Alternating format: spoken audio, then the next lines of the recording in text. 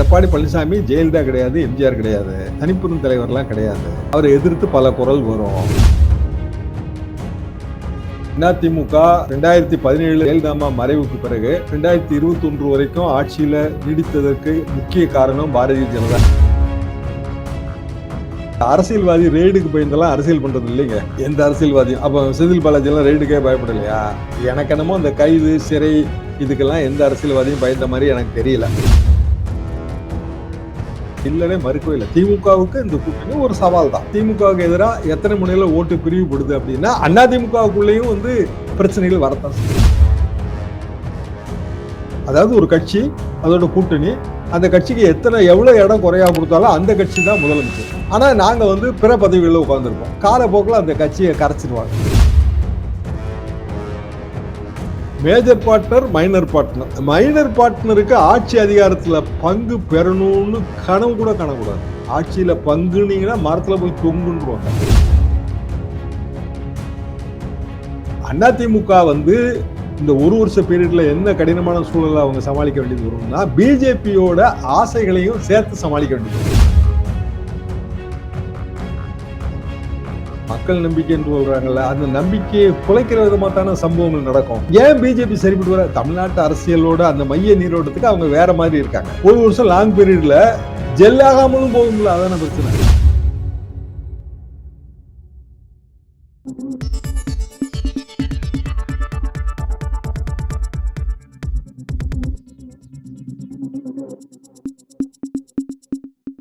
வணக்கம். இன்றைய நமது அரசியல் பேசும் சிறப்பு விருந்தினராக மூத்த பத்திரிகையாளர் திரு தரசு ஷியாம் அவர்கள் இணைந்திருக்கிறார். சார் வணக்கம். அன்பழகன் வணக்கம். மீண்டும் என்டிஏ மலர்ந்திருக்கு, அதிமுக பாஜக கூட்டணி இணைந்திருக்கு. இன்றைக்கு எடப்பாடி பழனிசாமி பத்திரிகைகளை சந்திக்கும் போது இந்த கூட்டணி கரெக்டா இருக்குமா இல்லையா அப்படிங்கிறத மக்கள் முடிவெடுக்க வேண்டியது, தொண்டர்கள் முடிக்க வேண்டியது. நீங்க கருத்து சொல்றது உங்களுக்கு தகுதியா அருகதே இல்லைன்னு சொல்லிட்டு குறிப்பா திமுக ரொம்ப பின் பாயிண்ட் பண்ணி இந்த அளவுக்கு ரொம்ப காட்டமா பேசுறாரு. எப்படி பாக்குறீங்க? ஏன்னா அன்றைக்கு ஸ்டேஜ் ரொம்ப அமைதியா இருந்தாரு. அந்த அமைதியை பயன்படுத்தி தான் திமுக ரொம்ப பேசினாங்க. பட் இன்னைக்கு பாத்தீங்கன்னா ரொம்ப ஆக்ரோஷமா பேசுறாரு. எப்படி பாக்குறீங்க இந்த டோனு? திமுகவை அவர் குறை சொல்றது, குற்றம் சொல்றது எல்லாம் அது ஓகே தாங்க. அது ஒரு எதிர்கட்சி ஒரு ஆளுங்கட்சியை குற்றம் சொல்றது அரசியல் ரீதியான எதிரிகள், அதெல்லாம் சரிதான். ஆனா நடுவில் அவர் திமுகவுக்கு கருத்துருவாக்கம் ஏற்படுத்துவதற்காக அப்படிங்கிற மாதிரி ஊடகவியலாளர்களையும் சேர்த்து பேசினாரு. அதுதான் தவறு. அது போக அன்றைக்கு பேட்டிகளை பார்த்த எல்லோரும் இந்த முடிவு தான் வந்திருப்பாங்க. சரி, இதுல உண்மையான நிலைமையை நம்ம யோசிச்சு பார்ப்போம். அதிமுக 2017 ஜெயலலிதா மறைவுக்கு பிறகு 2021 வரைக்கும் ஆட்சியில நீடித்ததற்கு முக்கிய காரணம் பாரதிய ஜனதாங்கிறதெல்லாம் யாராலையும் மறுக்க முடியாது. ஏன்னா மத்தியில அவங்க ஆட்சி ரொம்ப பெரிய பலத்தோட இருந்த மோடி ஆட்சி. இப்ப கூட பலவீனமா இருக்கு, அது அப்ப பலத்தோட இருந்தது. இப்போ எடப்பாடி பழனிசாமி ஒரு நெடுஞ்சாலைத்துறை அதுல ஒரு ரெய்டு நடக்குது. கவர்மெண்ட் ஆபீஸ் 5 கோடி ரூபாய் கேஷ் சிக்கிச்சுங்க. அது இப்ப என்ன ஆச்சுங்க? அந்த வழக்கு ஒண்ணுமே நடக்கலைங்க. எல்லா ஊழல் வழக்குகளும் இந்தியாவில ஏன் பிசு பிசுக்குதுன்னா ஆளுங்கட்சி மாறினா வழக்கு சேர்ந்து பிசு பிசுத்துருது. அதனாலதான் இங்க நம்பிக்கை இல்லாம போயிருது. சிபிஐ பேர்லயோ இடி பேர்லயோ புலனாய்வு அமைப்புகள் மேலயோ ஏன் நம்பிக்கை இல்லை? ஏன் நம்ம லஞ்ச ஒழிப்புத்துறையே டிவிஎஸ்சியே அது திமுக ஆட்சியில வேற மாதிரி நடந்துக்குது, அதிமுக ஆட்சியில வேற மாதிரி நடக்குது. அப்புறம் எப்படி அமைப்பு பேர்ல மக்களுக்கு நம்பிக்கை இருக்கும்? நீ கூட்டணி பேர்ல நம்பிக்கை வர அது தனி கதைங்க. அமைப்பு பேர்ல எங்க நம்பிக்கை இல்லை. அதான நம்ம பார்த்துட்டு இருக்கோம் இத்தனை வருஷமா. அப்ப ஜனங்களுக்கு கூட்டணி பிடித்திருந்து ஓட்டு போடலாம், அது ஒண்ணு. இல்ல கூட்டணி பெரும்பாலான தொகுதிகளை எல்லாம் விட்டு கொடுத்து ரொம்ப நல்ல அருமையான கூட்டணியாக அமைந்திருந்தால் வெற்றி பெறதுக்கு வாய்ப்பு உண்டு. அதனால நான் இல்லனே மறுக்கவே இல்லை. திமுகவுக்கு இந்த கூட்டணி ஒரு சவால் தான். பிஜேபி அதிமுக கூட்டணியில பாமக சேர்ந்தாலோ சீமான் சேர்ந்தாலோ இபிஎஸ் சொல்ற மாதிரி இந்த பயத்துலதான் பேசுறாங்கன்னு சொல்றாரு. அது கரெக்டா தான்? நீங்க அப்படிதான் பாக்குறீங்க? இந்த கூட்டணியை பார்த்து அவங்க பயப்படுறாங்க. திமுக ஒரு வலிமையான கூட்டணி வச்சிருக்கு. ஒரு குறிப்பிடத்த ஓட்டு வங்கி இருக்கு. ஆன்டி எஸ்டாப்ளிஷ்மெண்ட் ஃபேக்டர் இருக்கு. எனக்கு தெரிஞ்ச எப்போதுமே ஆன்டி எஸ்டாப்ளிஷ்மெண்ட்ங்கிறது ஒரு 10-15% வரத்தாங்க செய்யும். யார் ஆட்சியில் இருந்தாலும் வரும். அதை ஈடுகட்டத்தான் கூட்டணி சேர்க்கிறதே. அது சின்ன சின்ன ஓட்டு வங்கிகள் சேர்ந்தா சரியா வந்துரும். அப்போ மேஜர் பார்ட்னருக்கு 170 இடமாவது இருக்கணும். முடிச்சுட்டு 160. ஜெயலலிதா மட்டும்தான் ஒரு தடவை 140 நின்னாங்க. மற்றபடி 160 170 எல்லாம் நிக்காம 130 இடம்லாம் போட்டி போட்டு ஜெயிக்கவே முடியாது, இம்பாசிபிள். அப்ப major partner, minor partner. Minor பார்ட்னருக்கு ஆட்சி அதிகாரத்துல பங்கு பெறணும்னு கனவு கூட காணக்கூடாது. ஆட்சியில பங்குனீங்கன்னா மரத்துல போய் தொங்குன்றுவாங்க, வாய்ப்பே கிடையாது. அப்ப பிஜேபிக்கு ஆட்சி அதிகாரத்துல பங்கு பெறுவதற்கான கனவு இருக்கிறதா? இருக்கிறது. ஏன்னா அவங்க அதை சொல்றாங்க. கூட்டணி கட்சிகள், பிற கட்சிகள், பாமகவுக்கு அந்த கனவு இல்லையாவோ? தேமுதிகவுக்கு அந்த கனவு இல்லையா? சீமானம் சேர்த்தா அவரு எடப்பாடி பழனிசாமி இன்னைக்கு நாகேந்திரன் வந்து சொல்றாரு, சீமானவர்களை வருக வருக, உங்கள் ஆதரவை தருக தருகன்றாரு. அவர் வந்து இபிஎஸ் முதலமைச்சர் ஆகிட்டு அவர் சும்மா வந்திருப்பாரா? இல்ல சார், சீமான் வருவாரான்னு கேள்வி இருக்கு. அவர் வருவாங்கிறது பிரச்சனை இல்லைங்க, வந்தாங்கிறதான பேச்சு. பாமக கூட வந்தாங்கிறதான பேச்சு. அப்படின்னா அடுத்த அணி வந்துரும்ல. சரி, இப்ப என்ன வந்து வியூகம்? திமுகவை வீழ்த்தக்கூடிய, திமுகவுக்கு எதிர்ப்பா இருக்கக்கூடிய எல்லா கட்சியும் ஒன்னா நிக்கணும், இதான பாயிண்ட். பொது எதிரியை வீழ்த்த அனைவரும் ஒன்றாக திரள வேண்டும். அப்போ திமுகவுக்கு எதிர் அப்படிங்கிறது எது? திமுக கூட்டணி இல்லாத பிற கட்சிகள். பிற கட்சிகள விஜய் இருக்காரு, எல்லாரும் இருக்காங்க, எல்லாரும் ஒன்னா சேர்ந்து ஒரு கற்பனை கூட்டணி அப்படின்னா திமுக அவ்வளவுதான். அதுல ஒன்றும் எனக்கு சந்தேகமே கிடையாது. திமுகவுக்கு எதிராக எல்லா கட்சியும் ஒரு அணியில் இருந்தா என்னங்க ஆகும்? நிப்பாங்களாங்கிறதான கேள்வி. சரி, நீங்க முதலமைச்சர் ஆகணுங்கிறதுக்காக நான் என் கட்சியை தியாகம் பண்ண முடியாதுல்ல. அரண்மனை சாப்பாட்டுக்காக சொந்த வீட்டு அடுப்பை அணைத்து விட்டா போவார்கள்? அதுக்கெல்லாம் வாய்ப்பே கிடையாதுங்க. ரெண்டாவது, திரும்புற பக்கம்லாம் தீய வைக்கிற அரசியல்வாதிகள் இருக்காங்க, அவங்க எதுக்குள்ளேயும் சேர மாட்டாங்க. சீமான் லெப்ட் அண்ட் ரைட் எல்லாரையும் அட்டாக் பண்ணுவாரு. அப்ப அவர் எதுக்குள்ளயுமே வரமாட்டாரு, எந்த பிடிமானத்துக்குள்ளயும் வரமாட்டாரு. சரி, சீமான சேர்க்கிறீங்க அப்படின்னா அவரு உடனே என்ன சொல்ல போறாரு? உடனே ஏதோ ஒரு பதவி, துணை முதல்வர் பதவி. இப்ப விஜயே அதானங்க கேட்டாரு. அவர் இப்பதாங்க கட்சி ஆரம்பிச்சிருக்காரு, இன்னும் எதுவுமே ப்ரூவ் பண்ணல. ஆனாலும் வெளியில வர செய்திகள் என்ன, அவர் துணை முதல்வர் கேட்டாரு, 80 சீட்டு கேட்டாரு, இதானே. அது இன்னும் சொல்ல போனால் பெரிய அளவுக்கான பிஜேபி அதிமுக ஆதரவு பத்திரிகைகளே அப்படிதான் செய்தி போடுச்சு. அப்போ ஒரு ஒரு அரசியல்வாதிக்கு இருக்கிற இயல்பான ஆசை தான். இப்ப எடப்பாடி பழனிசாமி இன்னைக்கு என்ன சொல்றாரு? கூட்டணி ஆட்சி இல்லை, கூட்டணி வேற, கூட்டணி அரசு வேற இப்படின்னு ஒரு ஃபைன் டிஃபரன்ஸ் காட்டுறாரு. சரி, மத்தியில மோடி எப்படியோ அப்படி இங்க நான், அதுவும் சரிதான். அப்போ உங்களை மத்தியில மோடி மாதிரி இங்க முதல்வராக்கணும்னா யார் யாரெல்லாம் அதுக்கு பாடுபட போறாங்க தானே கேள்வி. பிஜேபி ரைட்டுங்க, பாடுபடுறதாவே நான் எடுத்துக்கிறேன். ஆனா பிஜேபி மட்டும் போதுமா? அதிமுக பிஜேபி கூட்டணி மட்டும் போதுமா? இந்த கேள்விக்கு பதில் பிஜேபி சர்வோபரி தியாகம் செய்துங்க. அமித்ஷா அண்ணாமலையை வந்து கடாசிட்டாரு. அண்ணாமலையே இப்ப இமயமலைக்கு போயிட்டு வந்தாச்சு, போயாச்சு, எப்போ வராருன்னு நமக்கு தெரியாது. அப்ப அண்ணாமலை வந்து இன்றைய தேதிக்கு தமிழ்நாடு அரசியல்ல இல்லை. அதிமுக கூட்டணிக்கு தான் அண்ணாமலை தியாகம் செய்யப்பட்டாருங்கிறது அனைவருக்கும் தெரியும். கூட்டணி பலி மேடையில முதல் பலி அண்ணாமலை, களப்பலி. சாட்டையால தன்னை தானே அடிச்சுக்கிட்டாரு, அவரை சாட்டையால அடிச்சு வரட்டி விட்டாங்க. இதானே உண்மை. அப்போ அண்ணாமலை மாதிரியே பலி கொடுக்கறது அப்படின்னா அமித்ஷா பிஜேபி நலனை தானே பலி கொடுக்க முடியும். சரிங்க, எங்களுக்கு ஆட்சியில எல்லாம் எந்த பங்கு வேண்டாம். 2021 இதே தானங்க ப்ராப்ளம். இதே கூட்டணி தான். எடப்பாடி பழனிசாமி முதல்வர் வேட்பாளர்னு சொன்ன உடனே அப்போ என்ன சொன்னாரு முருகன்? அதெல்லாம் இல்லைங்க, நாங்க கை காட்டுறவங்க தாங்க முதலமைச்சர் வேட்பாளர்னாரு. இப்பதான் 3 வருஷத்துக்கு முன்னாடி நடந்த விஷயம்.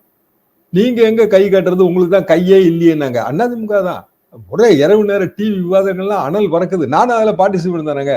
இந்த பழைய கதையெல்லாம் சொல்லிட்டே இருப்போம்ல, பழைய வரலாறுகள் இதெல்லாம் சொல்லி பெரிய அளவுக்கு சண்டை படங்கள் மாதிரி நடந்துட்டு இருந்தது. அதான் அதிமுக பிஜேபி ஒருத்தர் அட்டாக் பண்ணிட்டாங்க எல்லா டிவி விவாதங்கள்லயும். அப்புறம் டக்குன்னு சிடி ரவி அவர் தான் மேலிட பொறுப்பாளர், ஜகா வாங்கி இல்ல அதிமுக தான் எங்க மேஜர் பார்ட்னர், அவங்க தான் முதலமைச்சர் வேட்பாளரை நிறுத்தணும் அப்படின்னா உடனே மக்களோட நம்பிக்கை என்ன ஆச்சு? மக்கள் நம்பிக்கைன்னு சொல்றாங்கல்ல, அந்த நம்பிக்கையை குலைக்கிற விதமா தானே சம்பவங்கள் நடக்கும். சரி இது சரிப்பட்டு வராது. ஏன் பிஜேபி சரிப்பட்டு வராது? தமிழ்நாட்டு அரசியலோட அந்த மைய நீரோட்டத்துக்கு அவங்க வேற மாதிரி இருக்காங்க. இப்ப காங்கிரஸ்ல இருந்து பிரிஞ்ச தமாக எல்லாம் தமிழ்நாடு மைய நீரோட்டத்துல இருந்துச்சுங்க அன்னைக்கு. அதனாலதான் அந்த கூட்டணி வந்து அப்படி தேறிட்டு போச்சு. காங்கிரஸ் மேல எங்களுக்கு எல்லாம் கோபம் இல்லைன்னு நினைக்கிறீங்க? நாங்கெல்லாம் காங்கிரஸ் எதிர்ப்புல வந்தவங்க தான் 1967. அப்ப அது இருக்கும். ஆனா காங்கிரஸ் வந்து ஒரு சில விஷயங்களை தவிர பெரும்பாலான விஷயங்கள்ல தமிழ்நாட்டோட கருத்துக்கு விரோதமா சொல்ல மாட்டாங்க. இங்க அப்படி இல்ல. பிஜேபி வந்து தனியான ஒரு சித்தாந்தத்தை முன்வைக்குது. அது அவங்க உரிமை, அவங்க கட்சி, அவங்க சித்தாந்தம். அந்த சித்தாந்தம் வலதுசாரி சித்தாந்தம்.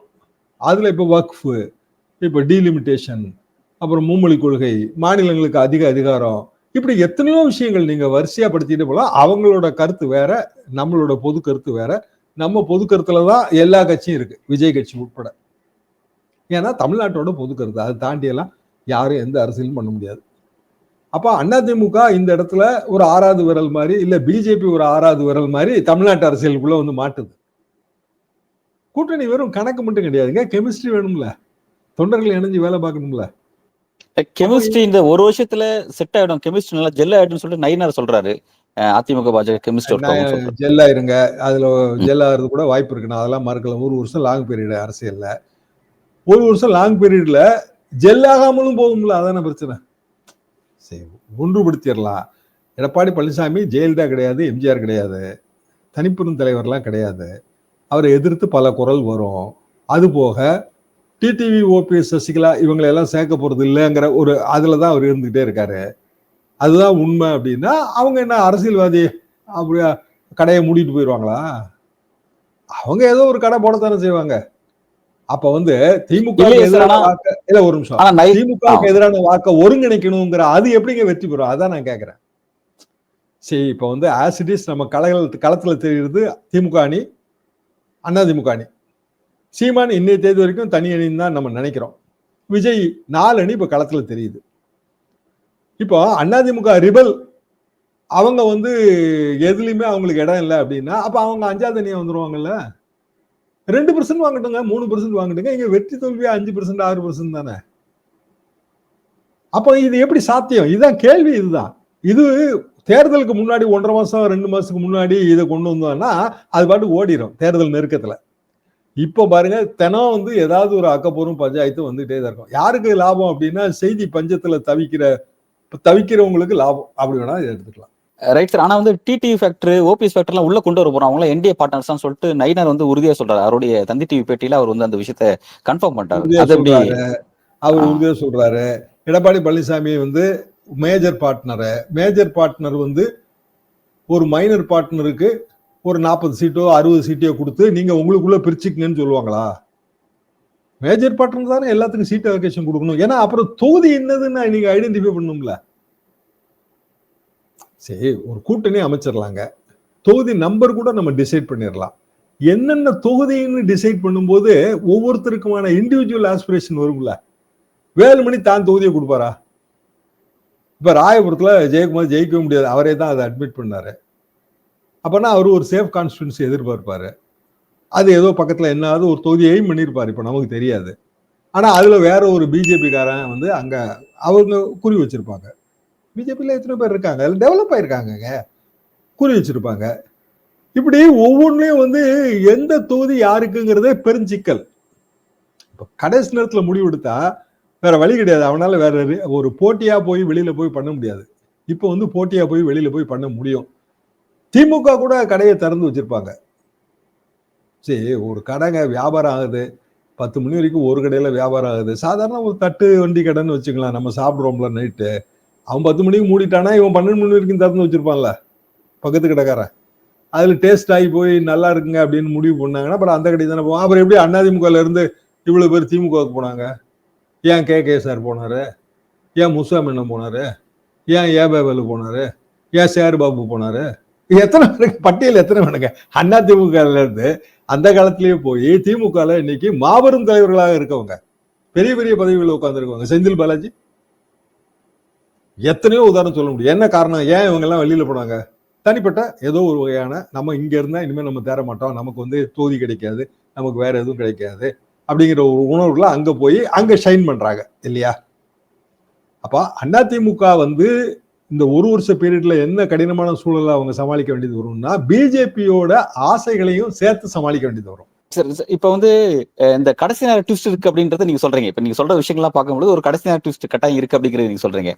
சார், இப்ப இந்த ட்விஸ்ட்ல இன்னொரு விஷயம் இருக்குன்னு சொல்றாங்க. ஏன்னா இந்த தொகுதி பங்கீடுல வர பிரச்சனைகள் சாதாரண பிரச்சனை இல்லை, அது ஒரு சீரியஸான இடத்துக்கு நகரும். நாளைக்கு இதனாலேயே வந்து என்டிஏவை வந்து அதிமுக உடைக்கிறது கூட வாய்ப்பு இருக்கு. அது இப்ப செஞ்சாங்கன்னா ஏதாவது பிரச்சனையை பாஜக செய்வாங்க. கடைசி நேரத்துல செய்யும் பொழுது அவங்களுக்கு பாஜக எதுவும் செய்ய முடியாது, ரைடு போன்ற விஷயத்த கூட செய்ய முடியாதுன்னு சொல்றாங்க. நீங்க அதை எப்படி பாக்குறீங்க சார்? அதுக்கான வாய்ப்பு ரெய்டு எல்லாம் விட்டுலாங்க. அரசியல்வாதி ரெய்டுக்கு பயந்தெல்லாம் அரசியல் பண்றது இல்லைங்க. எந்த அரசியல்வாதியும். அப்ப செந்தில் பாலாஜி எல்லாம் ரெய்டுக்கே பயப்படலையா? அது பாட்டுக்கு அது ஒரு பக்கம் நடக்கிறது தான்.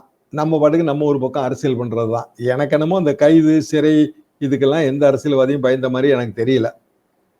அப்போ ரெய்டு நடக்காம இருந்தா சௌரியம், ரெய்டு நடந்தாலும் அதை நம்ம எதிர்கொள்ள வேண்டியதுதான். இதுதான் நிலவரம். தொகுதி அப்படி இல்லை, அதை நம்ம விட்டு கொடுத்துட்டு போக முடியாது. ஏன்னா நம்ம தொகுதி அது. அந்த தொகுதியை விட்டு கொடுத்துட்டோம் அப்படின்னா நம்ம அரசியல் வாழ்க்கை முடிஞ்சு போச்சு. அதை மட்டும் யாருமே விட்டு கொடுக்க மாட்டாங்க. அப்படின்னா 2 மாடல் தான் பிஜேபி மாநில அரசியல்ல கடைபிடிக்கிற மாடல்னு டைம்ஸ் ஆஃப் இந்தியாவில் இந்த எடிட்டர் எழுதியிருந்தாருங்க திங்கட்கிழமை, அதாவது நேற்றுக்கு முந்தின நாள். என்ன 2 மாடல்னா, ஒன்று பீகார் மாடல், அதாவது ஒரு கட்சி அதோட கூட்டணி, அந்த கட்சிக்கு எவ்வளவு இடம் குறையா கொடுத்தாலும் அந்த கட்சி தான் முதலமைச்சர். ஆனா நாங்க வந்து பிற பதவிகளில் உட்கார்ந்துருப்போம். காலப்போக்கில் அந்த கட்சியை கரைச்சிருவாங்க. நிதிஷ்குமார் நிலைமை. இன்னொன்று ஆந்திரா மாடல். எது? சந்திரபாபு நாயுடு அவர் தான் தனிப்பெரும்பான்மை. அப்புறம் எதுக்கு வந்து அங்க துணை முதல்வராக இன்னொரு கட்சி? எதிர்காலத்துல இந்த பவன் கல்யாணம் என்ன ஆவாரு? நாயுடுக்கு போட்டியா இருப்பாரு, ஒரு நாயுடு மகனுக்கு போட்டியா இருப்பாரு. இந்த 2 மாடல் தான் பிஜேபி மாடல். எடுத்துக்காட்டாக மகாராஷ்டிரா சார். ஆந்திரா மாடல் எப்படி சார் பிஜேபி மாடல்? அது டிடிபி மாடல் தான் சார். அது டிடிபி மெஜாரிட்டி இப்ப இங்க அதிமுக மெஜாரிட்டிங்க. அதிமுக மெஜாரிட்டி எடுத்துருச்சுன்னு நம்ம வச்சுக்கோ. அதிமுக அரசுல ஒரு துணை முதல்வரா வந்து பிஜேபியை சேர்ந்த நயினார் நாகேந்திரன் இருந்தா எப்படி இருக்கும்? மெஜாரிட்டியோட நான் சொல்றது. இப்ப டிடிபி மெஜாரிட்டி தானே ஆந்திரால. அப்புறம் எதுக்கு பவன் கல்யாண் துணை முதல்வர்? அதான் சார், அந்த முடிவு வந்து பவனோட முடிவு தானே, பாஜக முடிவு, அது பவனோட முடிவா? பிஜேபியும் பவனும் வேற வேற கிடையாதுங்களே சார். சார் சார் அந்த முடிவு வந்து பாஜக முடிவு இல்ல நாயுடோட முடிவா? கம்பல்சன். ஓகே. நாயுடு ஏங்க, ஒருத்தர் வந்து நாயுடு அவர் தான் மகனை தான் ப்ரொமோட் பண்ணி கொண்டு வர்றாரு. அப்ப அவரு பவன் கல்யாணுங்கிறவரை எப்படிங்க மனசார ஏத்துக்குவாரு? பவன் கல்யாணம் எப்படி திணிக்கிறாங்க? அவர் அப்படியே துணை முதல்வராக இருப்பாரு. மாத்தி மாத்தி அறிக்கை விடுவாருங்க. அவரோட கட்சி ஹோம் மினிஸ்டர், ஒரு லேடி ஹோம் மினிஸ்டருங்க, அவங்களுக்கு எதிராக துணை முதல்வர் அறிக்கை விட்டாரு. என்ன காரணம்? அரசியல்ல அண்ணாமலை மாதிரிங்க. அண்ணாமலை தமிழ்நாட்டில் மட்டும் இல்லைங்க, எல்லா இடத்துலயும் இருப்பாங்க. அதான் அதிரடியா பேசுறது, அவ்வளவுதான். அது ஒரு பாணி. அப்ப பவன் கல்யாண் யாருக்கு போட்டியா வராரு? நாயுடுக்கு வயசாயிருச்சு, அவரோட பையனுக்கு. இங்க எடப்பாடி பழனிசாமி மெஜாரிட்டி வந்தாலும் ஒரு துணை முதல்வரை பிஜேபி கொண்டு வந்து சேர்க்கும் என்பதற்கான அண்டை மாநில உதாரணம் ஆந்திரா. டைம்ஸ் ஆஃப் இந்தியா என்ன சொல்லுதுன்னா, இந்த 2 உதாரணம் தாங்க மாநில அரசியல்ல பிஜேபி கடைபிடிக்கிற உதாரணம். அது வேண்டாம்னாலும் திணிக்கதான் செய்வாங்க. அப்போ எத்தனை முனை போட்டி திமுகவுக்கு எதிராக எத்தனை முனையில ஓட்டு பிரிவுபடுது அப்படின்னா அதிமுகவுக்குள்ளேயும் வந்து பிரச்சனைகள் வரத்தான் செய்யும். பல்வேறு கேள்விக்கு ரொம்ப விரிவா ஆழமா உங்களோட கருத்துல வழங்கிருக்கீங்க சார். அடுத்த கட்ட அரசியல் நகர பொறுத்திருந்து பார்ப்போம். மிக்க நன்றி.